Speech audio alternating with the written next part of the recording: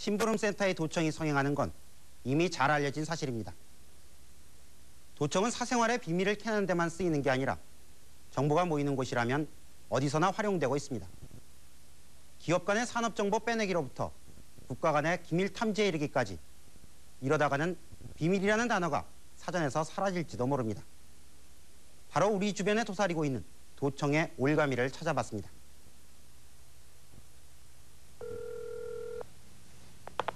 여보세요? 여보세요? 네네. 저 신문 보고 전화를 했거든요. 네, 아저씨인데요. 네.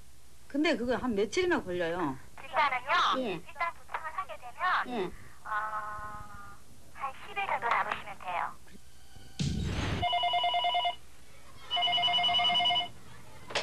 지금요. 약간 잡혔어요. 잠깐 잡혔다고? 네. 잡혔으니까. 도청기는 어디에 달려 있는가?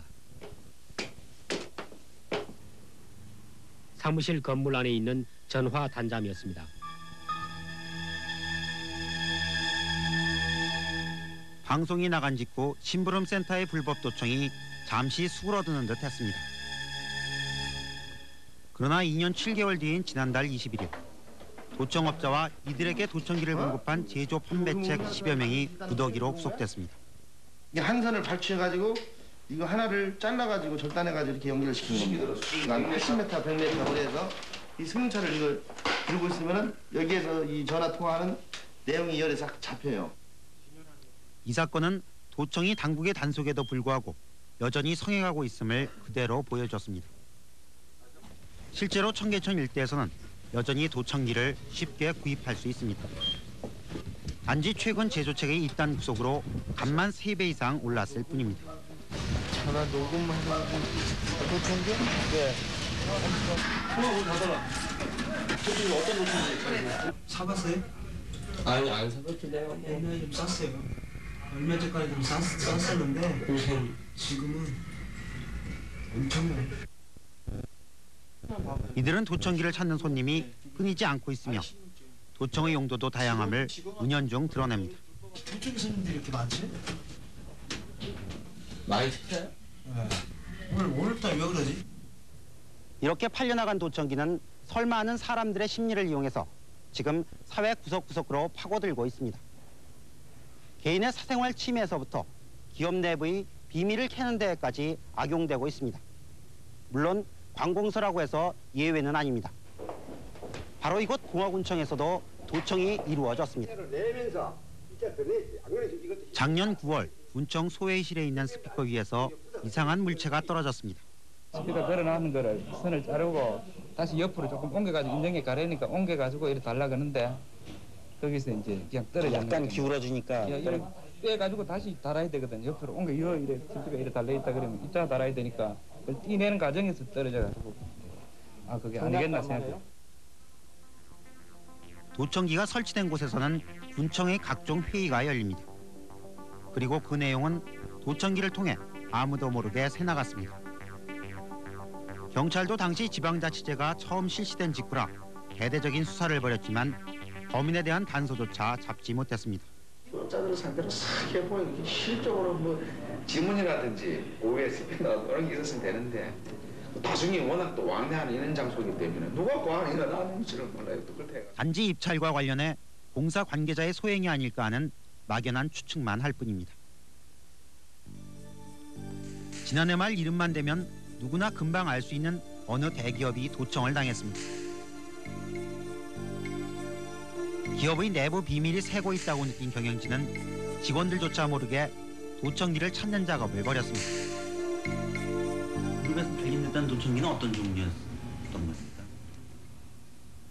그런 종류들이 다 한 가지씩 다 있었습니다. 외장된 도청기도 있었고, 전화선에 물려서 이제 녹음하는 도청기도 있었고요.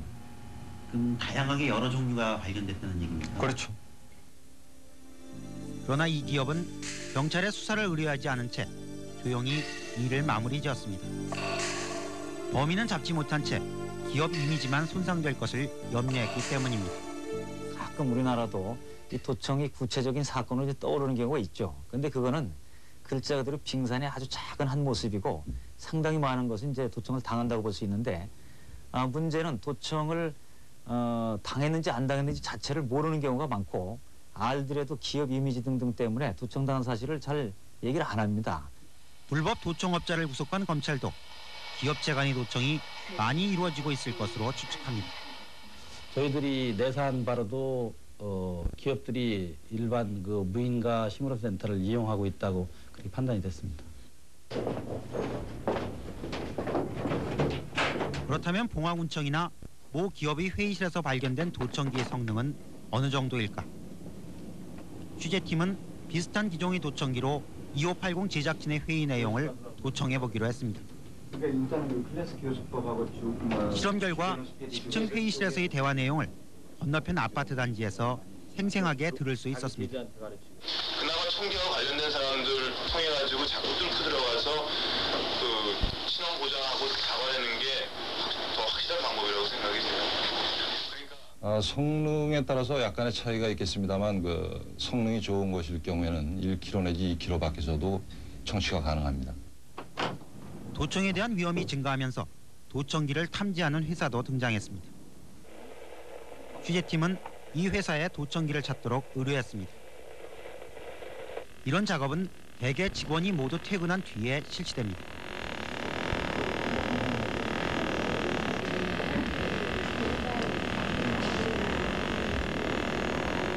탐지봉이 도청기가 설치된 곳 근처에 이르자 신호음을 내기 시작합니다.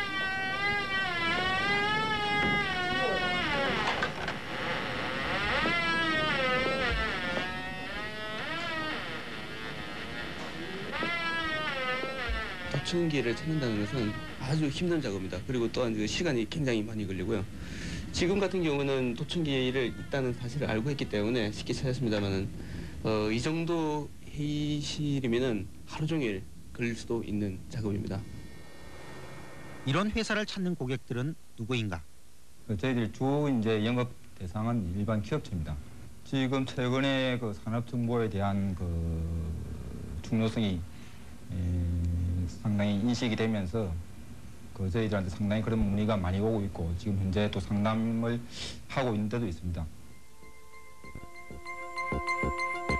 도청은 막기는 어렵지만 방법은 의외로 간단합니다. 전화 도청기는 전화선이나 단자함에 설치합니다. 일반 대화 도청기는 다양한 형태가 있습니다. 사각형의 안테나 선이 달린 곳에서부터 볼펜으로 위장한 것도 있습니다. 스테이플, 담배과, 연필깎이, 그리고 계산기에도 설치가 가능합니다. 전기 콘센트나 전기 스위치에 있는 도청기는 전문가들이 주로 이용하는 방법입니다. 최근에는 핸드폰을 도청하는 장비도 국내에 들어오고 있습니다. 무선 전화는 그 특성상 도청에 무방비로 노출됩니다.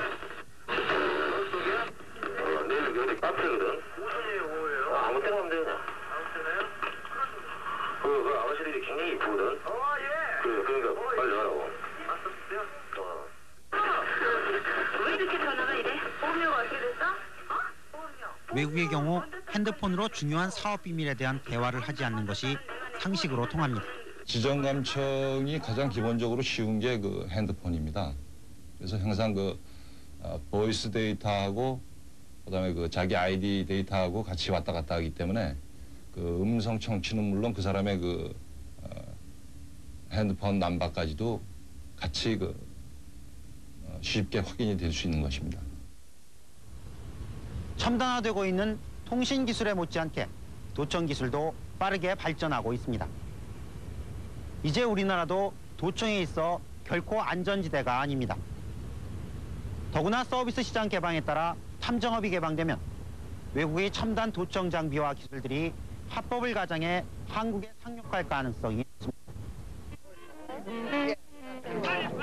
도청을 소재로 한 영화 컨버세이션. 넓은 광장을 오가며 대화를 나누는 두 남녀를 음성 증폭을 이용한 첨단 장비까지 동원해서 완벽하게 도청을 해냅니다.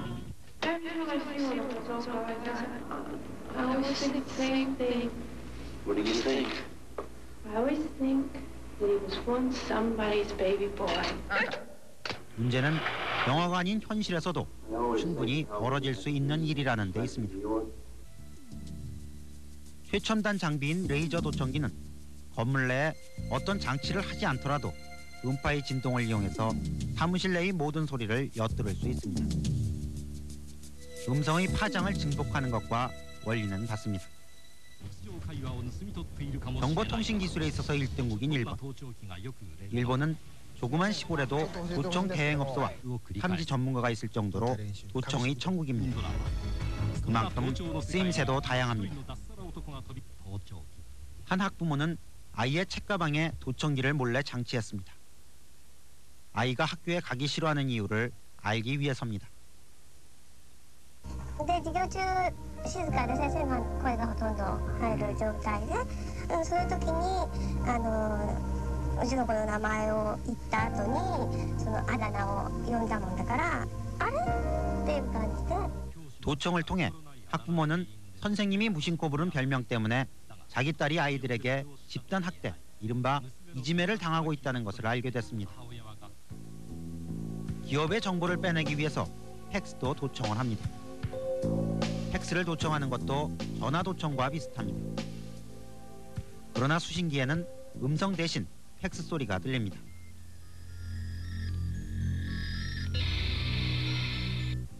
그러나 이 소리를 문자로 해독하는 건 그렇게 어려운 일이 아닙니다. 전문가들은 우리나라에서도 팩스 도청이 이루어지고 있을 것으로 보고 있습니다.